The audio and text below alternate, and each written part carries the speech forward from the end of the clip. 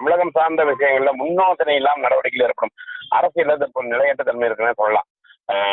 அதுக்காக அதாவது தமிழகத்துல வந்து தனியாக ஒரு கவர்னர் நியமிக்காம விட்டது கூட இந்த தற்போது இந்த சட்டமன்ற தேர்தல் நடைபெறும் மாநிலத்தில் ஆளுநரை தமிழகத்துக்கு பொறுப்பாளனாக நியமித்திருக்க வேண்டும். அவ்வாறு செய்தால் புதிய அரசு அமையும் வரை தமிழகத்திலே ஆளுநர் இருந்திருப்பார். அதான் இப்ப வந்து பாத்தீங்கன்னா ரெண்டு மாநிலத்துக்கும் ஒரு ஆளுநர் அப்படிங்கும் போது அது ஒரு பிரச்சனை இருக்கு. இப்போ மிக முக்கியமாக பார்க்கப்படுவது என்னன்னா, அதிக பெரும்பான்மை கிட்டத்தட்ட 108 எம்எல்ஏக்கள் இருந்தும் கூட அழைத்து கடிதம் கொண்டு வந்து கொடுத்தும் கூட ஏன் காரணம் செய்வார் என்று தொடர்ந்து பல்வேறு பிரச்சனைகள் எழுப்பி வருகிறது.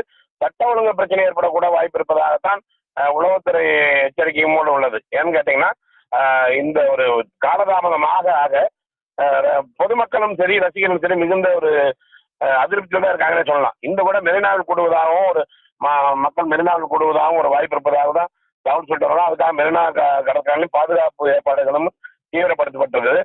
ஆளுநர் இதை தொடர்ந்து தற்பொழுது நம்ம கிடைத்தபடி ஆளுநர் கேரளா செல்லவில்லை. ஆளுநர் இங்க இருப்பதாகத்தான் பார்க்கப்படுகிறது. இன்று குறிப்பாக பார்க்க போனால் விஜய் மீண்டும் சந்திக்கிறதுக்கான வாய்ப்பு அதிகமாகவே உள்ளது.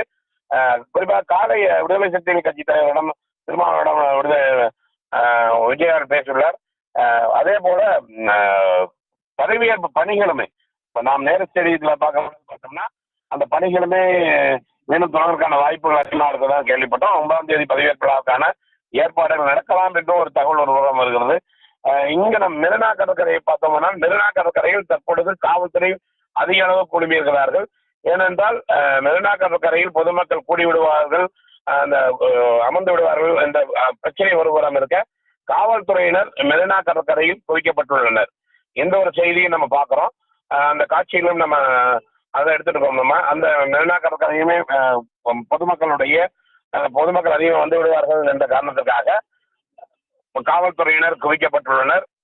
அதே போல பல்வேறு அரசியல் புறம் பார்க்கும் பொழுது பார்த்தோம்னா அரசியல் கட்சியினரிடமே அதிமுக பார்த்தோம்னா அதிமுக வந்து ஒரு பிரிவினர் சண்முகம் தலைமையில் ஒரு பிரிவினர் பார்த்தோம்னா அவங்க விசாரித்து தங்க வைக்கப்பட்டுள்ளார்கள். ஏதோ எடப்பாடி பழனிசாமி அவர்கள் தரப்பிலும் அவங்க என்ன சொன்னாங்கன்னா நம்மிடம் நேரடியாக ஆதரவு கேட்கவில்லை, அதனால வந்து காலதாமதமாக அப்படின்னு அவங்க சொல்லிட்டு இருக்காங்க. இருந்தாலும் தற்போது நிலையற்ற தன்மை தான் காணப்பட்டிருக்கு. பரபரப்பான ஒரு சூழ்நிலை சென்னையில் நிலவிட்டு இருக்குன்னு சொல்லலாம்.